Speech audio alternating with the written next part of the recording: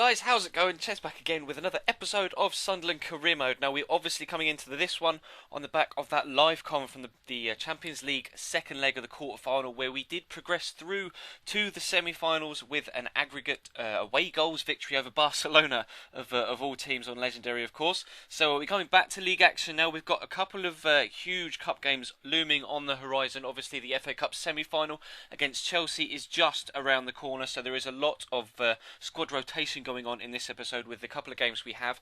We do start off with Wigan away, which is of course a game that we have struggled with in previous years. They knocked us out of the FA Cup last year in a replay.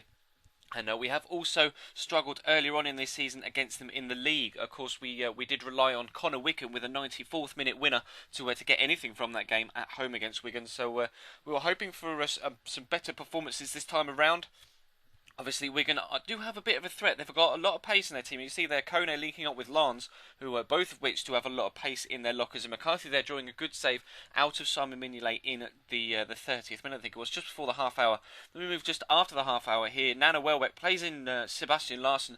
Good save from the goalkeeper, and how Gary Medell has missed that follow-up shot, I have no idea, but we go in at half-time at 0-0, so still looking good for a point, and of course to keep up our pressure at the top of the league, looking to qualify for the Champions League again next season. Of course, we did win the Premier League last season, so we automatically qualified for the Champions League, but this year, considering we're competing on all fronts, it would be nice to just, guarantee Champions League qualification for next season in a fourth spot of a minimum expectation, which would be very nice indeed. But we do give away a penalty here.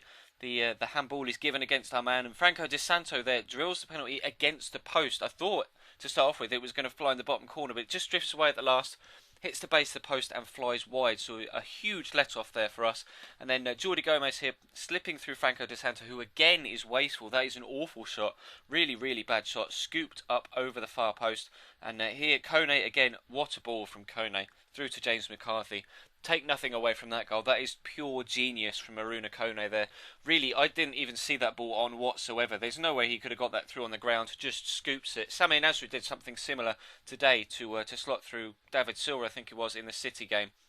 Just kind of scooping it over the back line into the on-rushing midfielder, who puts it into the back of the net. And then in stoppage time at the end of the second half even, Jeremy Lance puts them 2-0 up to cement their position in the lead, and of course condemn us to defeat. So we don't take anything away from that away game, which was really, really disappointing. Now coming into this game at home against Newcastle, who's easily the biggest game of our domestic season, but of course there are a lot of rotation players in there again.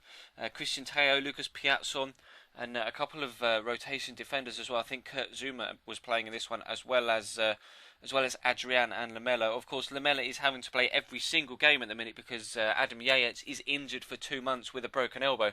So there is a lot of stress within the squad at the minute. Players having to play a lot more games than they were having to earlier on in the season as the competitions, the fixes in all competitions come out as thick and fast. And Christian Teo here, I was extremely disappointed that he didn't put that into the back of the net. As soon as he managed to get inside the fullback, I thought, right, this is it. This is a dead cert goal. And on his left foot, just pulls it too far wide, and it really was disappointing. But Simon Mignolet then makes a fantastic reaction save to make sure that we stay at 0-0 before half time. And again, for the second game in a row, we go in scoreless at the break, and hoping this time to have a little bit more luck second half. And we do come on the attack here. Catamol's going to pick the ball up, have a crack from distance, and that was flying into the bottom corner. It took a great save from Fernando Muslera there. I think it's Fernando Muslera. It's definitely Muslera anyway. Took a great save from him down to his right hand side to deny us. They brought on Papi Cisse, and here they pick up a penalty from the tackle from Stephen Corker on Amalfitano. Personally, I don't see anything wrong with this challenge. I just think Stephen Corker has too much strength for him. Here you can see they just pressing each other, not really much contact between the two other than just shoulder to shoulder. Then Colker puts his leg across, wins the ball cleanly, and Malfitano goes down, and the referee deems fit to give it a penalty. So Ben Arthur is going to step up to take this penalty. Going to put it the same side that Franco Di Santo did, but this time it sneaks it just inside the post rather than hitting the outside of the post to put Newcastle 1-0 up in the 64th minute. So I decided it was just time to make some changes. Brought on Nolito and McLean for some pace out wide, extra pace out wide, and then Gary Medell just to make sure that they didn't catch us on the counter-attack and pick up a second to make sure we had the legs in the middle to ensure that wasn't a problem. And Adrian here gets a great turn on the defender. I was certain that shot was going to go into the back of the net had the defender not thrown himself in front of it. And Newcastle were just getting first to every second ball. We just couldn't. There just was no drive from the players. I'm not entirely too sure why. The Newcastle players just seem to have more determination to get the result than us in this one. And it just kind of it begs the question, what's more important this season? Do we want to qualify for the Champions League and ensure that we get a fourth place spot? Is the league form more important, or because of course we're in the semi-finals of the Champions League now, we're in the semi-final of the FA Cup coming up next game against Chelsea, which will of course be a live com, the same as the Barcelona game was the episode before. So what's more important? What do you think we should prioritise with? We've got the FA Cup, we've got the Champions League, and the league. Like, it's so hard. Obviously, we won the league last year, so I'm kind of a little less less inclined to throw all my efforts into that. Obviously, being in the Champions League semi-finals is a fantastic opportunity.